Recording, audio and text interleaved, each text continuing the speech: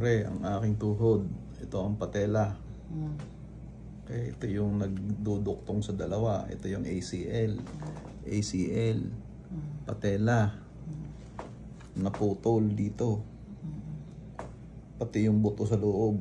Yun. Naputol din. So naghihiwalay. Nung nakita ko mamaya yung aking nakagayaan. Itong butong re at saka yung butong yun. Magkahiwalay nakagayaan. Yan, nakagayaan. Tragis na yan, sakit. Kasi nakagayaan ako kay bumagsak. Itinupi kong gayaan paunti-unti. Iyan, nakagayaan. Ngayon, ito yung buto nasa itaas na gayaan. Dahil putol nga eh. So, yung ginawa, pinagduktong ngayon niya, tinahi dito, yung buto. Tapos, alasa ko yung laman na ito, ay tinahi din dito sa laman dito. So, may tahi dito sa loob.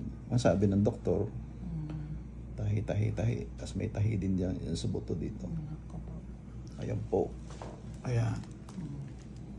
Aroy. Okay. Okay na.